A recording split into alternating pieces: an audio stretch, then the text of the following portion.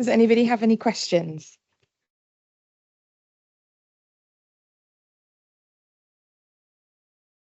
Okay, so next up we've got Inequalities for Pasifika and Maori, the CNS experience. We have Marisa and Nirvanah, who unfortunately can't be here today, so Marisa is going to take the lead. She is from Auckland, New Zealand-born Samoan, and has pursued nursing as a way to give back to the Pasifika community. In 2020, was one of the first Pacific students to complete a Masters of Nursing Science. Come on up.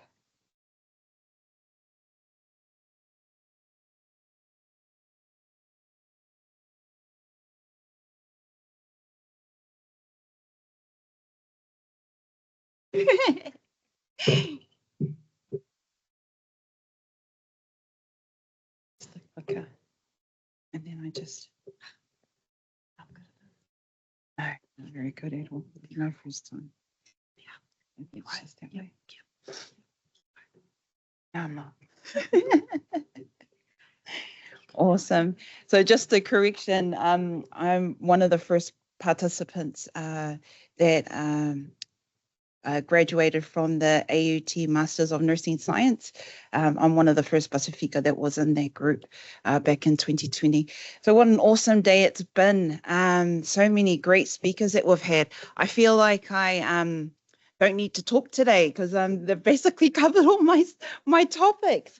But yeah, just to let you guys know, I am going to go over time. I just thought I'll let you guys know. Just for Pasifika, we do have a lot of words to say. You know, it's not an A to B. It's kind of A to C, D, E, F, G. So before you get to the answer B. So I just thought I'll let you guys know before I start. Okay. So just before we get started, I'd just like to acknowledge the celebration that we had last week. So the Tokelauan Language Week that we had last week. And just open us up with a Tokelauan prayer. So, tātou tatalo. Te mātou, ta mana I te langi. Lilingi mai ko tō manuia e te vai aho fau tēnei. Whakamanuia ki mātou uma I te ingoa o iho e tatalo atu ki mātou. Āmene. So that was basically just a prayer of blessing and covering over each and every one of us for the next coming week. Great. So today my presentation will be on Maori and Pacific inequities and the clinical nurse experience. Unfortunately, like we said previously, my partner Nirvanah Stera, the Maori CNS is not here to present with me today, just due to unforeseen circumstances.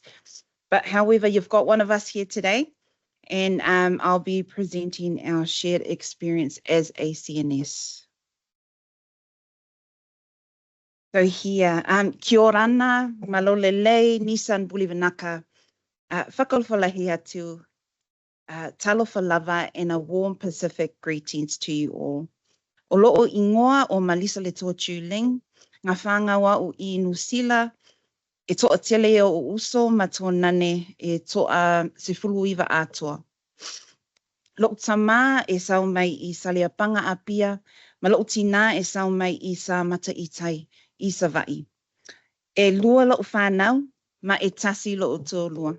So good afternoon. My name is Marisa Letoa Ling, and I am a New Zealand-born Samoan. I come from a large family, a total of 19 siblings, so from 3 different branches. You know, I am a twin as well, and I have a set of twin brothers. So my late father, there in the green, he hails from a beautiful village called Saliapanga in Apia. So if you remember back in 2009, there was the tsunami that hit Samoa.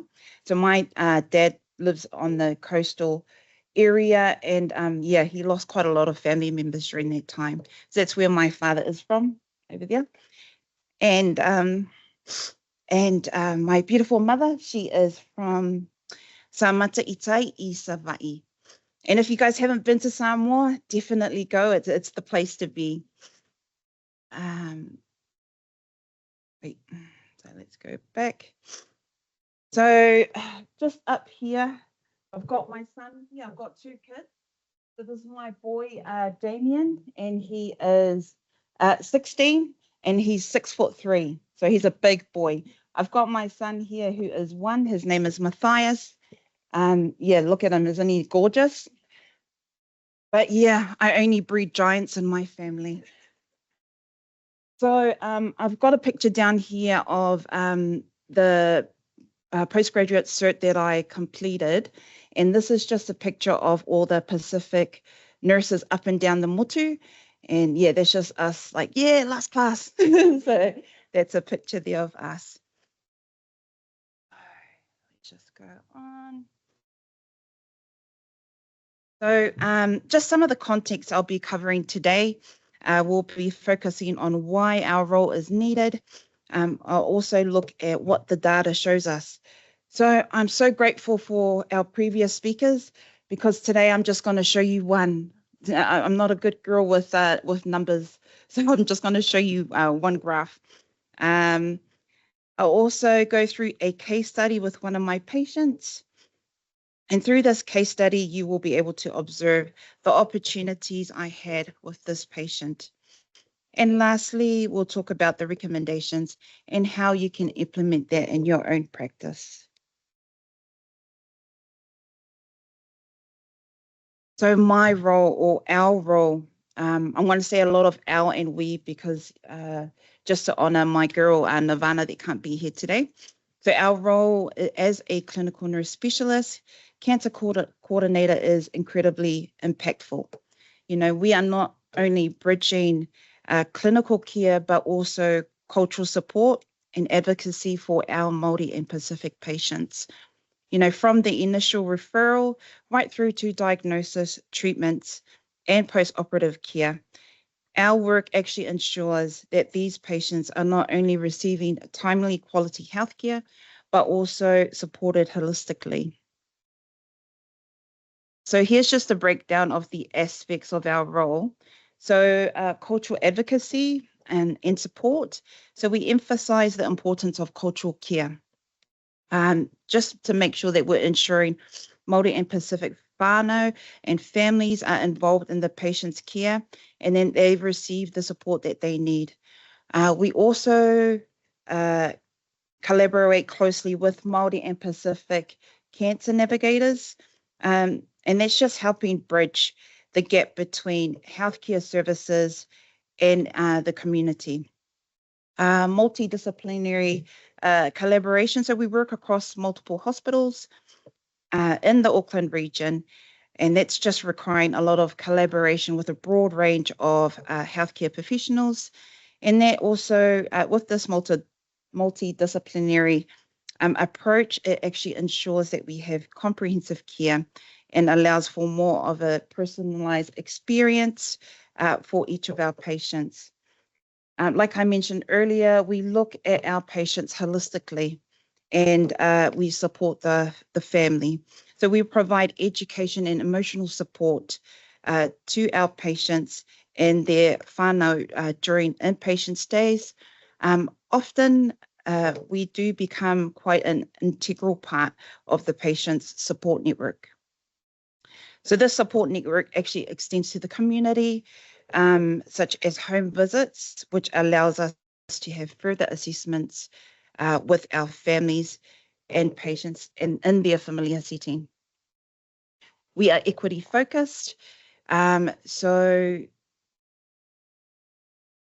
you know, we're using our direct patient experience where we can advocate for equitable care improvements. We apply an equity lens to identify disparities in the cancer care and work towards system changes that benefit Māori and Pacific populations. Also, end-of-life support. So we do honour the deep responsibility that comes with being there from the beginning of the patient's journey right through to the end. You know, I have attended quite a few funerals to support those grieving families. This is just a powerful reflection on what we do. But it also speaks to the compassion and emotional resilience that is required in our role. What stands out about our role is not just the clinical expertise, but it is the genuine care that we show for our patients. We treat them not as just individuals, but we treat them as a package. We also, respect their cultural backgrounds, and we do support them through a deeply emotional and difficult journey. Our role is a testament to the importance of cultural safety, care, and the vital role that nurses actually play in ensuring that patients not only survive, but they also thrive in a compassionate and equitable healthcare environment. As a CNS, we work along all these tumour streams, but we are also required to focus on certain areas more than others. And that's just based on specific needs and cancer trends within the Maori and Pacific population. So working across all these tumour streams gives us the opportunity to provide holistic and patient-centred care while navigating the complex referral systems referral systems when needed. So, yeah, highlighted in the yellow are the tumour streams that our hospital treats. Other cancers are referred to relevant hospitals. This is my one stat, guys. So these stats show the increase of cancer incidence for Maori in the Waitemata region over the 4-year period from 2017 to 2021. So if you guys didn't know, Waitemata district contains approximately 630,000 people. So we actually make the biggest district in all of Te Whatuora. We have an ethnically diverse population with at least 10% Maori, 7% Pacific, and 19% Asian, and the remainder being European or other, which also includes the Middle Eastern, Latin American, and also African. So if you can see here in the grey, our Maori are 1.3 times more likely to have higher cancer registrations rates compared to our non-Maori. So this picture here is a picture of a kete or a woven basket. It also looks like a fala, a Samoan fala, which is why we used it. This beautifully illustrates how elements of care can come together to support and awhi the patient through their cancer journey. So for the purposes of this presentation, we did create the kete model. It's not something that's out there, it's just something we created for today. But at the heart of everything, the patient is at the center. Just understanding who they are, what their life looks like, and what their support system entails is very crucial. This approach ensures that care isn't just clinical, but it deeply is personal and attuned to the unique needs of each individual. So just some of the key areas that will be assessed. So, living situation. Who was this person living with? Are they living at home alone, or is their house overcrowded? This can affect how much support the person receives from day to day, but also it can affect whether they have a quiet place to heal. Employment status. Is the patient able to work? Do they need time off for treatment or recovery? This can influence both their mental health and also their financial situation. And that rolls us into the next one. So finances. Financial stress can be a huge burden for our cancer patients, for all cancer patients. But understanding their financial situation helps you provide appropriate supports, such as connecting them with financial assistance or social services. and cultural and spiritual connections. Do they attend church? If so, what denomination? Or what marae are they from? Spirituality can be an important coping mechanism for many patients, and just understanding their faith can help you connect them to the right community resources and offer culturally relevant emotional support. So if you can see here, yellow is basically the immediate supports the patient can get from home or anything that's immediately connected to them. Red is the supports that the patient will get during their cancer pathway. So that's us. And white is some of the supports in the community that can be accessed. I guess the aim of this kete model is, the aim is to weave the kete of care and support around the patient. Pretty cool, eh? All right, let's go next. So just to showcase the work that we do, we thought would take you along one of our patient treatment pathways. So we have here 51-year-old Samoan woman named Moana. She has 4 children and has been referred from her GP to the gynae team due to her postmenopausal bleeding. She has a medical history of type 2 diabetes, hypertension, and a high BMI of 50. Moana also works full-time as a secretary for a Samoan firm, and her husband is a public servant who works in Wellington, so he's only home during the weekends. So for Moana, Moana actually takes care of the home and the kids on her own, so she has no family support. I could have gone into more depth by adding Moana's story into the kete, but would be here all day. So I thought I'd leave that out. So here is basically just a timeline of Moana's journey.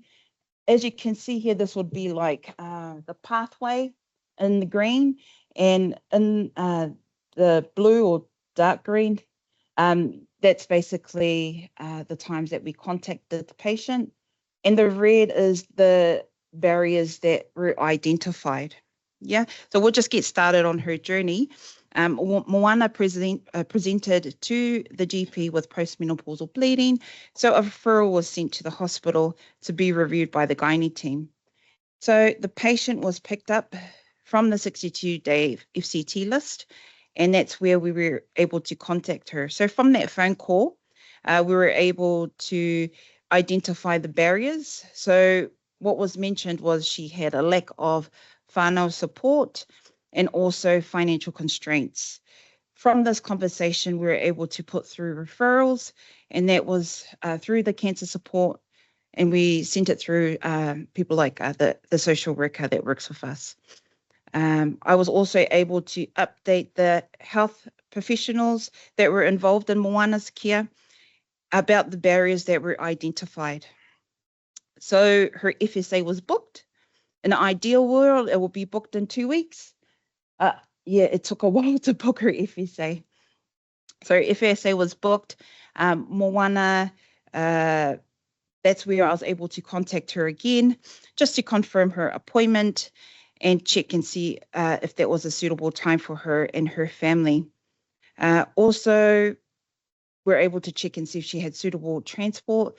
So she was able to let us know that she will be attending. And just knowing that she did have financial issues, we did provide her a parking ticket. From there, let me go down. So also spoke to Moana about if it was okay to have a male doctor present, and whether she needed an interpreter. So from that conversation, Moana felt more comfortable with a female clinician, so we were able to get that changed and also get a female interpreter. So that was there. I was able to phone her again just to confirm her appointment and make sure that there were no new barriers identified. From there, Moana actually asked for some support for transport, because the day before she had a car accident. So I was able to get in touch with my boss and get a taxi booked for her return on that day. So yeah, another discussion with Moana was talking to her about what to expect in the clinic. So just letting her know that there may be a PAL completed or done on the day, so just to take some pain relief if she needed to. From here, Moana also asked if I could attend the appointment with her because she was too scared to attend on her own. So I was able to support her on the day. The PAL was unsuccessful, so the plan forward for her was to have an HDNC. After the FSA, I was able to have a brief discussion with the patient to see if they understood what was said at the appointment, but also if they had any concerns. Moana found it quite difficult to ask questions during the consultation. So she asked me afterwards if an HDNC is going to be dangerous, if it's going to be a dangerous procedure. I was able to go over some health literacy with the patient. Afterwards, I guess 1 week later, so 1 week later, following the FSA, the patient was able to ask me more questions about the HDNC. I did have to repeat the information again, but I had to repeat it a different way for Moana to understand it. So one thing we need to be quite careful of as healthcare professionals is describing people in certain populations as whānau Māori, Pacific peoples, migrants and refugees as having low health literacy. It's actually quite inaccurate. In fact, most people would describe their health literacy as adequate to meet their current needs. So this will only change when their health needs or health advice or health services change, just as it did with COVID-19. So if you guys have time, there's actually a great article on health literacy in Aotearoa, New Zealand by Carla White, Susan Reid, and Paparangi Reid. If you have time, you can find that article on New Zealand Medical Student Journal. So here, Moana attended her HDNC. I was able to greet the family on arrival. A parking ticket was given, and I was also able to pray with the family before the procedure. The results came back, so her history came back, and the patient has a confirmed grade 1 endometrioid adenocarcinoma of the endometrium. The plan from the team was a curative treatment plan, and that was for her to have surgery and have a hysterectomy. Moana lacked family support. So with this diagnosis, the confirmed cancer, I was able to complete a support letter for the mother, for Moana's mother, to get a visitor's permit to fly over from Samoa to support her during her treatment and recovery.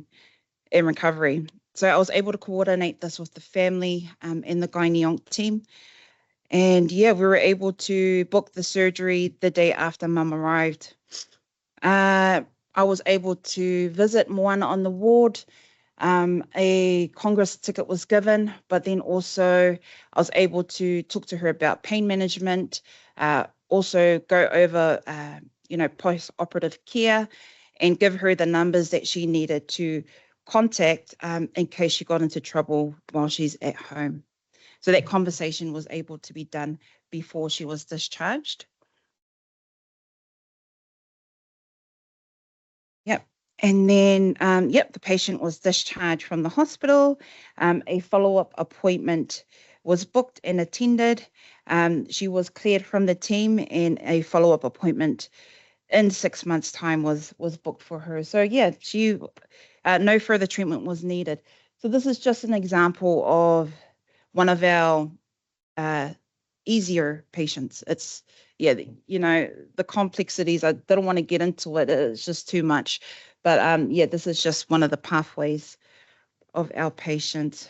So here, opportunities. Early contact, allowed for these barriers to be identified and therefore allowing early interventions to optimize patient treatment opportunities. Also understanding that the husband works away, works away, and Moana is largely responsible for her children and household. We're able to factor this in when considering her ability to attend medical appointments, also managing her treatment side effects and keeping the family organized. So having no support system, that would actually affect her mentally. So this is why we wrote the letter for immigration to allow a Moana's mum to attend and come to New Zealand. Early contact also allowed for us to have whakawhangaungatanga, where we were able to build relationships with Moana and her family. Also, just providing that sense of belonging by supporting her at her appointments and just strengthening her ties with her community. Moana was able to talk to me about her anxiety around the hospital and also how she was too scared to ask questions during her consultation. She said to me that she didn't want to look like she was dumb. So that's what was said. So, Moana felt comfortable to be open with me because of that trust that was built in the beginning. I encouraged her to speak up next time she's at her appointments. I was able to use pictures and simple language when educating Moana around the HDNC procedure. So this alleviated her fears. So just by removing these barriers and just being proactive in offering services, we were able to help reduce the friction in the healthcare system, but ultimately, benefiting the patient's experience and their ability to stay on track with their treatment. So I've got a great Samoan proverb here. If you want to go fast, go alone. But if you want to go far, go together. So definitely walk together with the patient. Do what you need to do to get them there. Yeah. So here, understanding Maori and Pacific worldviews to help reduce health inequities.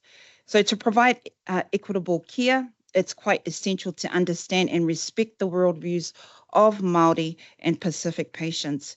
This goes beyond knowing about the cultural customs. It's actually understanding how Maori and Pacific how Pacific view health and illness, and the role that family and spiritual beliefs, encapsulates their whole overall well-being.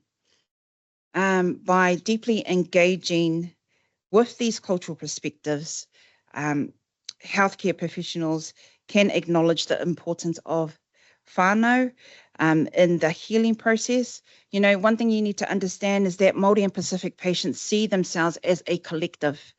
Where one person is ill, everyone feels that, So we need to recognize that health is often viewed more holistically. So we've got this beautiful model, we've got the Te Whara Tapa Whā by Mason Jury, or we've also got the Whono Whale model by Carl Buloto Fuimono Enderman. And, these are just great examples that incorporate the physical, mental, spiritual, and also family dimensions of well-being. So, being Pacific, for a Pacific family, having the family involvement to any treatment and well-being plan is essential. The Whono Whale model recognizes how fundamental family is to our identities and promotes you to look at the patient holistically. We are nothing without our families. We don't come as individuals. Like I said before, we actually come together as a village. I've had a lot of family that actually wanted to come here today and come and afi me in this talk, in this talanoa, because they know presenting for me is not my thing, man. You know, if someone was to ask me, can you come to this conference and talk? I'll be, hell no, I'm not coming. Go ask someone else. But, you know, if I'm not here to represent my people, who else is going to speak for us? So that's the reason why I'm standing here today. Yeah. But yeah, like I said, that's why I showed a picture of my family in the beginning. You know, I'm nothing without them. They're the reason why I'm here today. And I just wanted to just reiterate that, you know, it's the same for our Pasifika, Maori and Pacific families. We are nothing without our family.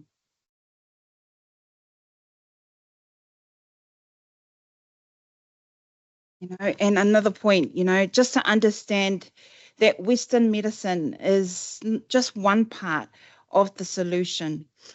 And, you know, cultural practices, spirituality, and community support are integral to the healing process. So by integrating these worldviews into your practice, you can actually help the disconnection that patients feel when the system doesn't recognize their cultural identity, which can often perpetuate health inequities.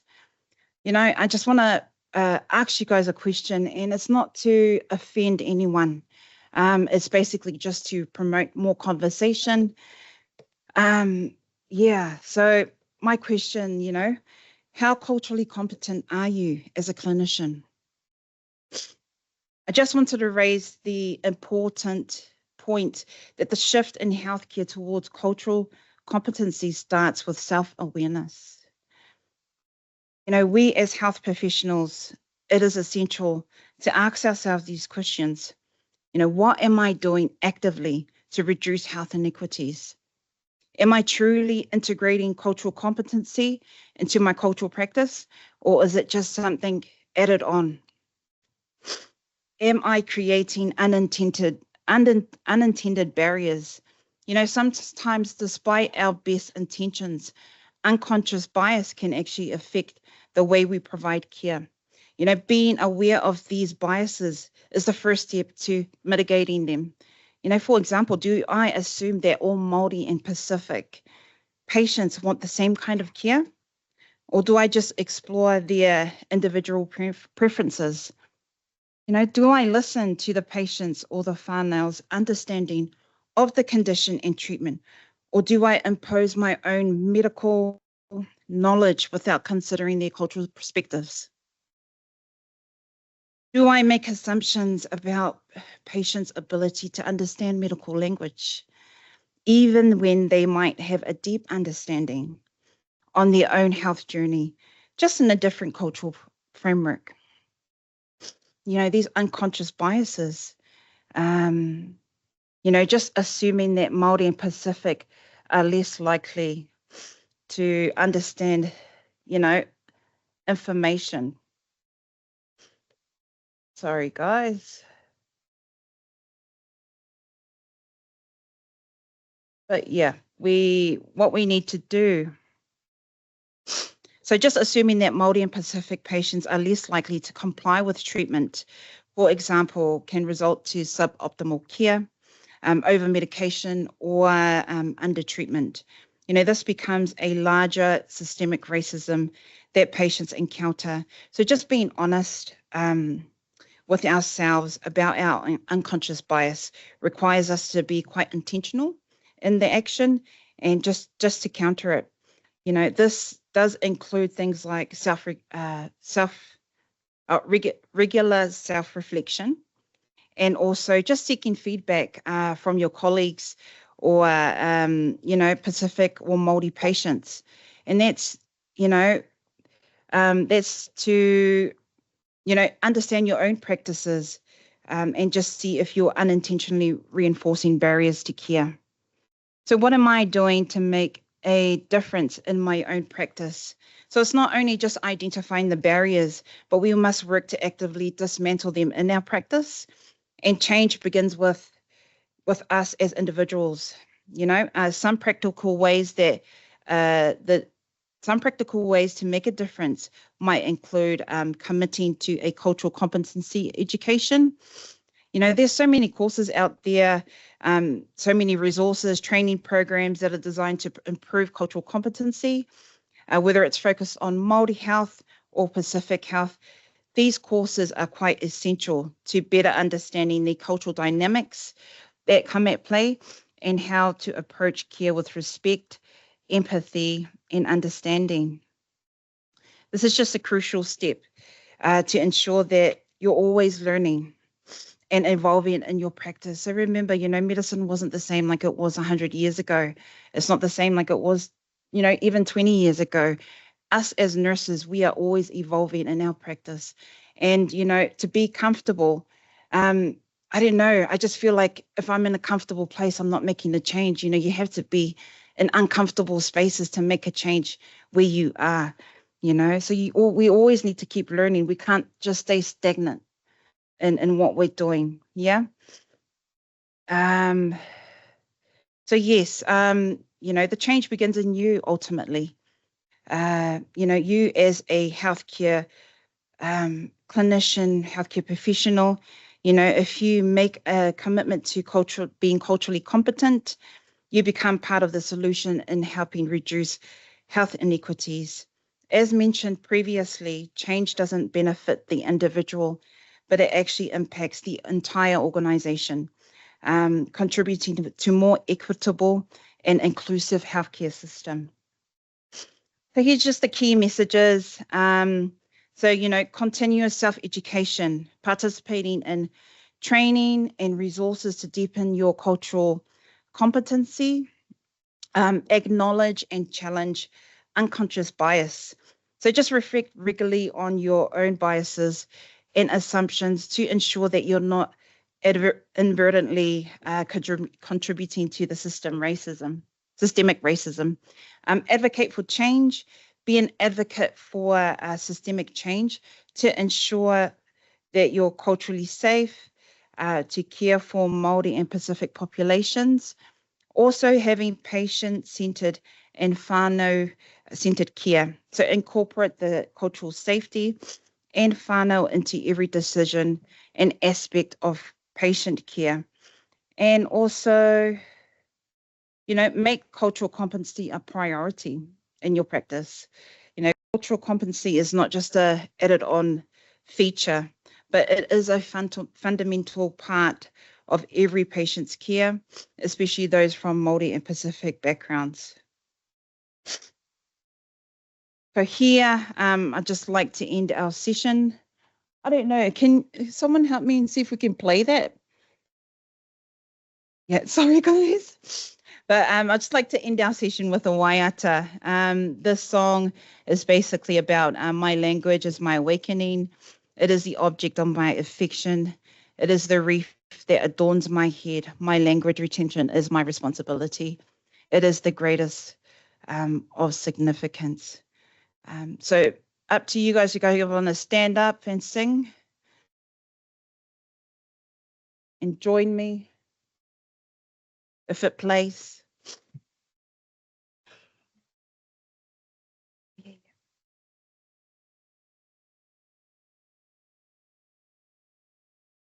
Let's just click on.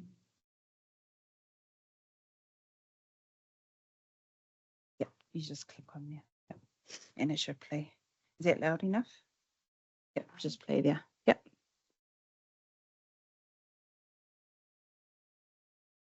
Loud. This is the best part of the whole presentation. I promise.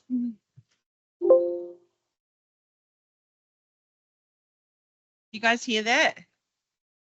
We just played again, sorry. Are you able to turn it up?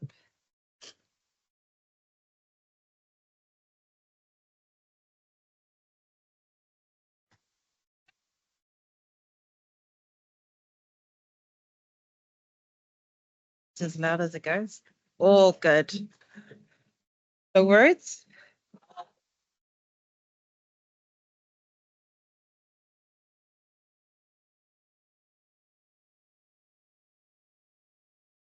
You know what, peeps? We're going to do this a cappella.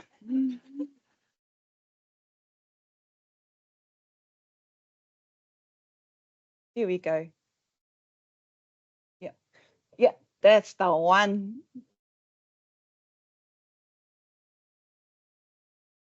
I just learned this 2 days ago.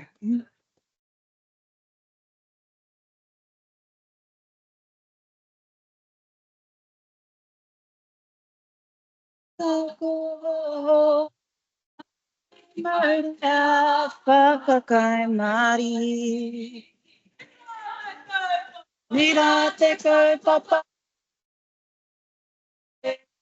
he taonga I hono ngā tipunga.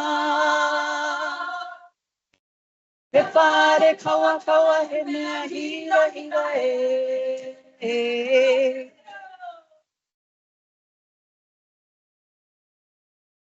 I muri a whakakai marihi.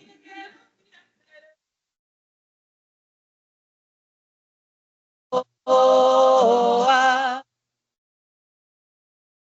te moa. Mana tangata mana motu hake. Tōpira tōku oho, mapiri maure a whakakai marihi.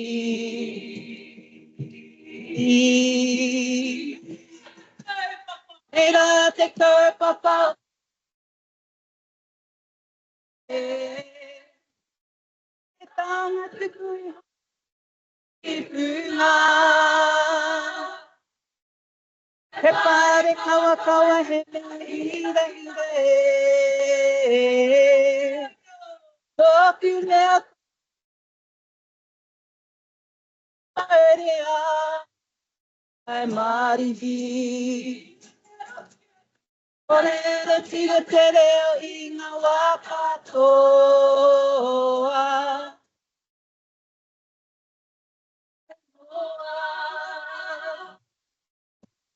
Mana tangata ke. Tōpire maure a whakakai marihi.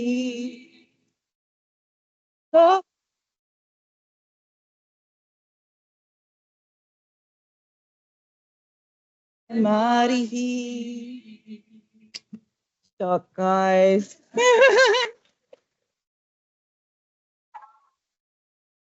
Yeah, hoping afterwards. So I'd just like to say thank you guys for inviting me to come and talk with you guys today. Pawhataiti lava muli avangoa.